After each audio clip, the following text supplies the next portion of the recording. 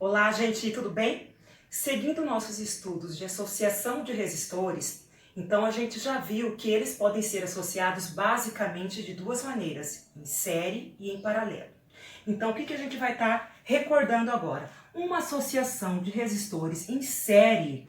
Como exemplo aqui, eu associei três resistores R1, R2 e resistores R3.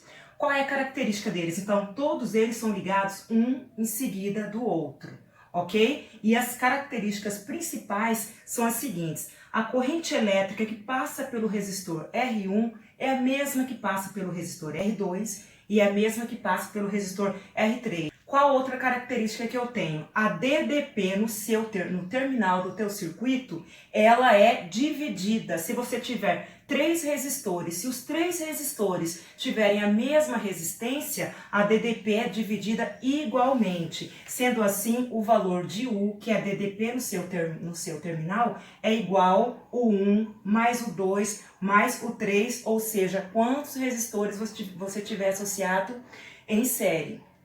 E a resistência equivalente? Como é que eu calculo a resistência equivalente de uma associação em série? Simples, basta você somar pela quantidade de resistores associados em série você tem. No nosso caso eu tenho apenas 3, então você vai fazer R1 mais R2 e mais R3. O que seria o meu circuito simples? O meu circuito simples seria aquele formado basicamente pela resistência equivalente. Lembrando que resistência equivalente funciona no lugar de todas as outras, ok? Então este é o teu circuito simples, formado basicamente pelos fios condutores, pela resistência equivalente e pela sua DDP.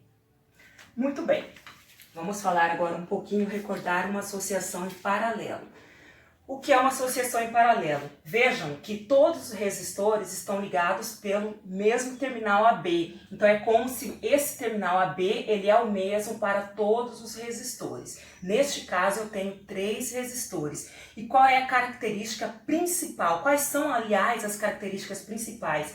A corrente elétrica que passa aqui, quando ela encontra este nó, ela vai verificar o quê? Que ela tem três caminhos para percorrer. Então, a corrente elétrica ela será dividida, ok? Então, I seria igual I1 mais I2 mais I3 e assim, quantos resistores eu tiver associado aqui na minha associação em paralelo.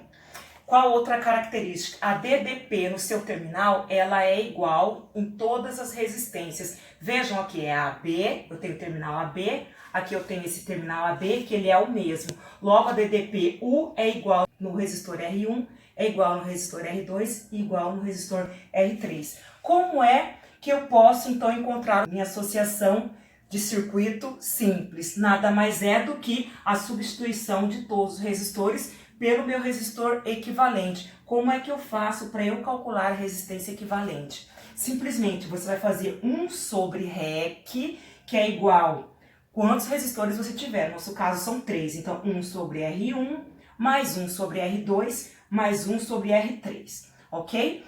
Ainda falando de associação em paralelo, existem dois casos especiais que você pode encontrar a resistência equivalente para facilitar os cálculos. Que casos são esses? Então, se todas as resistências forem iguais. Como assim? Se eu tiver aqui, por exemplo, uma resistência de 10 ohm, por exemplo, uma aqui de 10, uma aqui de 10 e outra de 10. Como é que você faz para calcular a resistência equivalente? Simplesmente você pega o valor da resistência de uma delas, né? Nesse caso que eu falei para vocês é 10, e divide pela quantidade de resistores iguais que você tem. No nosso caso, seriam 3, né? Então, REC é igual a R sobre N, onde N é o número de resistores iguais e R é o valor da resistência do circuito.